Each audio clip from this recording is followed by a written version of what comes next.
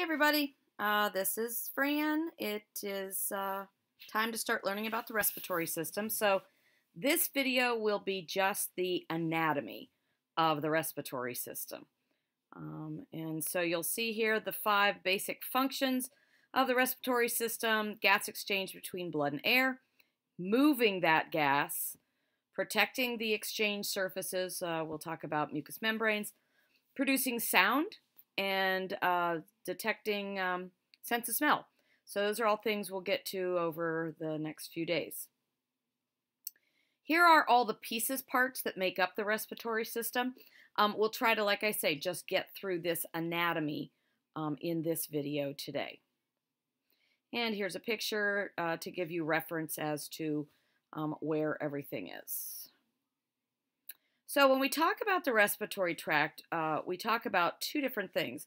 We talk about conducting, and then we talk about respiration, because actually getting air into and out of the lungs is one whole entire process. And then getting the oxygen into the bloodstream and the carbon dioxide out of the bloodstream is a whole separate process. So the conducting portion, that's getting air to the lungs. It needs to be warmed, needs to be humidified, and we'll talk about that again in a little bit. And then once that's in the lungs, we need to get it from the alveoli down into the bloodstream. So we're going to start with the nose. The openings in your nose we typically call nostrils. The actual term for them are nares. A lot of times we only use that term with lower animals. Just inside your nose, they call that area the nasal vestibule. And vestibule is a fancy word for kind of like a waiting area. And you've probably noticed, but you've got little hairs inside of there. And sometimes you'll see creepy old men with those hairs growing out of their nose. And what's that there for? It is literally to trap stuff. It's to filter any pathogens, dust, dirt, anything like that that might be in the air. The vestibule opens to a larger area called the nasal cavity. Inside the nasal cavity, you will see the hard palate. And the hard palate's job is actually to separate your nasal and your oral cavities. So right now, if you take your tongue and you stick it up on the roof of your mouth and you can feel that bone, that's the hard palate. You're literally separating your nose from your mouth doing that. Inside, there's also what we refer to as internal nares and a nasopharynx. Your internal nares are way back in here, and the nasopharynx is going to be the first part of the pharynx, which we'll get to in a little bit. Now, right behind the hard palate is your soft palate. Go ahead and stick your tongue up there. You can feel the difference between where your hard palate is and where your soft palate is. Just above there is where that nasopharynx is, and that is where your uvula hangs down from for your gag reflex. And this whole respiratory airway is lined with a respiratory mucosa, and yes, you'll see the word mucus in there. And that mucus is there literally to trap everything. So here's the nostrils. There are those hairs sticking out of there. This area is a nasal vestibule. Inside of your nasal cavity, you'll see these things called nasal conchae. All those is to increase surface area, and they're all covered with mucus so you can trap more junk. The whole thing is we don't want to get any pathogens, any dirt, any viruses, bacteria down into our lungs. Especially we all now know with the coronavirus, we don't want that virus getting down into our lungs. Here's the nasopharynx. You'll notice hard palate, soft palate, and then dangling from there is your uvula, which this doesn't actually show.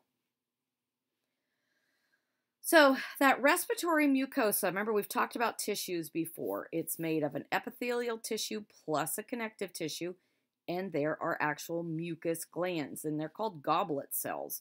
And their job is to produce mucus. And as that air is traveling down your airways, that mucus traps all the stuff that we've just talked about. Now, it is also ciliated, which means that this cilia right here is constantly moving anything that's trapped in the mucus up and up and up and up and out. And when you clear your throat like that, what you're doing is you're moving that mucus with trapped stuff up. And this is an actual picture of it. To me, it looks like 1970s shag carpet, but that's what it really looks like under the microscope. And so what happens when that mucus is moving up and up and up and up and out, anything that's trapped in there, one of two things. If you have ever hawked a loogie, what you're doing is you're spitting that out. Most of the time, however, all that mucus that's being moved out goes right down into your esophagus. And you swallow most of that mucus and most of the junk that is trapped in your mucus. Okay, so just behind your nose then is your pharynx. And when we say we have a quote-unquote sore throat, what we're actually talking about is our pharynx. A lot of times we point a little low when you're actually pointing to your trachea, but your pharynx is what we actually refer to as your throat. Nasopharynx, oropharynx, laryngopharynx. Look at the prefix in all of those. Nasopharynx is right behind your nasal cavity. Oropharynx is right behind your mouth, think oral. And laryngopharynx is just on top of where your larynx is. And, oops, sorry about that. So here is your, there's the oropharynx, you'll see right here behind your mouth, nasopharynx right there, and laryngopharynx. But you'll see this is technically your throat. And so it really doesn't go any farther than pretty much just a little bit below your chin. After the pharynx comes the larynx. This is your voice box, and it is made of 9 separate pieces of cartilage. Boys, this is the cartilage that makes up your Adam's apple. Girls, we don't have one of those, and it's an evolutionary thing. Now, in your voice box, there's an opening, and the opening is called the glottis. That's what air is going to go through. But sometimes you want to cover that over, and you cover it over with the epiglottis. And the whole reason that's there is to keep anything, if you swallow, whatever you swallow, you don't want it to go down the trachea, you want it to go down your esophagus. And so it is there in order to cover up your trachea so you don't choke. Inside of this larynx, there are also your vocal cords, and you know that those vibrate in order to make sound. So here's that cartilage externally. This is what we're looking at. That's, boys, this would be your Adam's apple right there. And then if you are looking down your throat, this whole thing is the larynx. Here are your vocal cords right here. This is the opening, the glottis, and this is the epiglottis. Now, what I want you to do right now is, oh, sorry, by the way, and this is what it looks like when they're closed.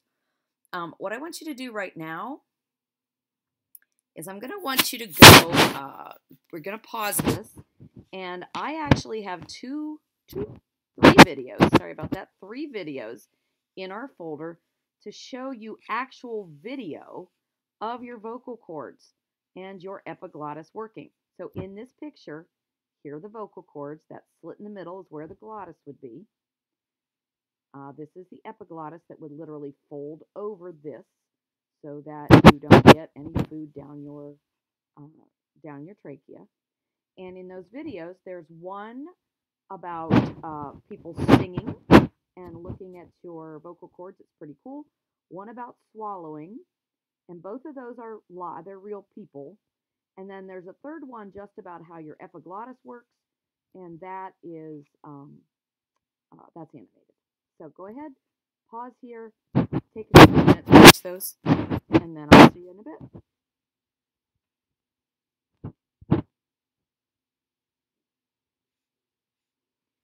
All right, I assume you're back. Hope you enjoyed those videos. I think they're pretty cool. Yeah, if you have any questions, just make sure and reach out to me.